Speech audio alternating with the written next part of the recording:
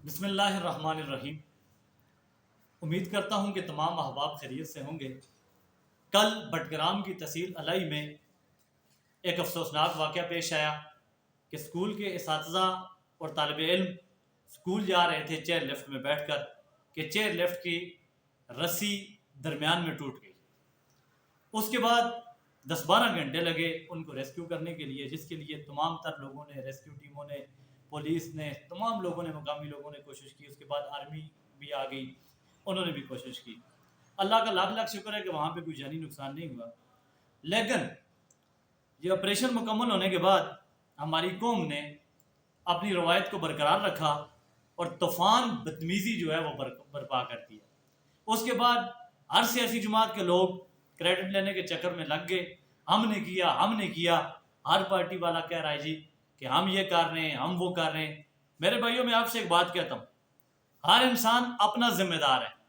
یہ جو کل واقعہ پیش آیا، اصل حقائق کی طرف جائیں، اصل ذمہ داروں کو ڈھونڈیں۔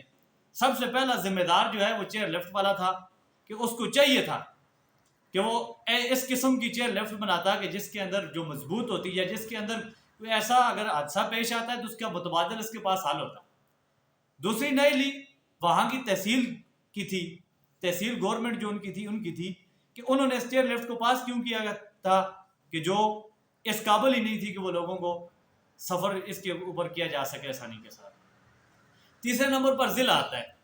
ضلعی حکومت کی ناک کے نیچے، ڈی سی صاحب، ایس سی صاحب کی ناک کے نیچے اس قسم کی لفٹ چل رہی تھی اور ادھر کے جو نمائندگان تھے ان کے سامنے یہ سب کچھ ہو رہا تھا، تو ان کو چاہیے تھا کہ وہ پہلے اس حادثے سے پہلے اس چیز کو ٹھیک کرواتے، اس چیئر لفٹ کو یعنی اس قابل بناتے کہ اس قسم کا حادثہ نہ ہو۔ چلیں، حادثہ ہو گیا، قدرتی طور پر حادثہ ہونا تھا، ہو گیا۔ اس کے بعد سب سے پہلے ذمہ دار جو ہوتا ہے وہ لوکل نمائندگان ہوتے ہیں، ضلعی انتظامیہ ہوتی ہے۔ ضلعی انتظامیہ کے ہاتھ سے جب بات نکل جاتی ہے پھر وہ صوبائی حکومت سے رابطہ کرتی ہے۔ کل بھی ایسے ہی ہوا، 6-7 گھنٹے ضلعی حکومت نے ضائع کیے۔ اس کے بعد انہوں نے صوبائی حکومت سے رابطہ کیا، صوبائی حکومت نے اپنا ہیلی کاپٹر بھیجا، جو جہاں پہ اس نے کہا جی ہم اس کو نہیں کر سکتے، ہمارے اندر اتنی ہمت نہیں ہے کہ ہم اس کام کو کر سکیں۔ اب آرمی کو طلب کیا گیا، جو 3 بجے کے قریب آرمی آئی۔ آرمی والوں نے آ کر اپنا جائزہ لیا۔ جب ان کے ہیلی کاپٹر قریب آتے تھے تو وہ رسیاں ہلنا شروع کر دیتی تھی اور مزید خوف پیدا ہو جاتا تھا۔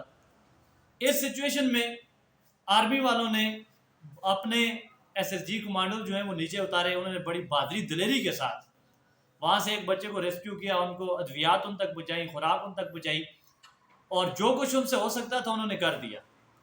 اب اللہ نے کیا، جو کچھ نصیب میں تھا وہ ہوا، اور اس کے بعد مقامی لوگوں نے بڑی کوشش کی۔ پھر شام تک یعنی وہ سارے لوگ جو تھے وہ ریسکیو ہو گئے۔ اس کے بعد جی ہر آدمی اپنی طرف کھینچنے لگ گیا، جی میری وجہ سے ہوا، میں نے کوشش کی، میں نے محنت کی۔ تو میں آپ سے کہتا ہوں آپ سب نے محنت کی ہے۔ اور پھر اس کے بعد جی پورا سوشل میڈیا پر ایک طوفان بدتمیزی برپا ہو گیا جی کہ یہ آرمی کی نئی لی ہے، جی آرمی یہ کیا، جی آرمی نے یہ کیا، فلاں بندے نے کیا، جی مقامی لوگوں کی کوشش تھی۔ تو میرے بھائیو، آرمی کا یہ کام نہیں ہے کہ وہ جا کر چیئر لفٹیں ٹھیک کرے۔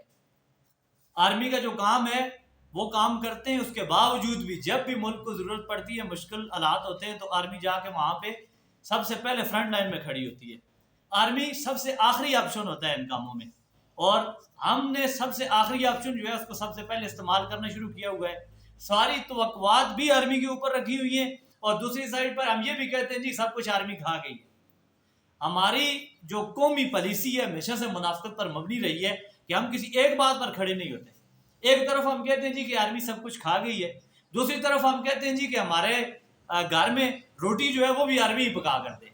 تو یہ جب تک منافقانہ پالیسی ہمارے اندر رہے گی تو تب تک ہماری ترقی کا کوئی بھی راستہ ہمیں نظر نہیں آئے گا۔ اس طرح کے جب بھی کوئی حادثہ ہو جائے، ہمیں ایک قوم ہو کر ایک اتحاد کے ساتھ ہمیں ان حادثات کے ساتھ لڑنا چاہیے، نہ کہ ایک دوسرے کے اوپر تنقید کر کر اپنے نمبر بڑھانے چاہیے۔ امید کرتا ہوں کہ ہمارے نوجوانوں کے پلے کوئی نہ کوئی بات پڑ جائے گی۔ پاکستان ہمیشہ زندہ باد۔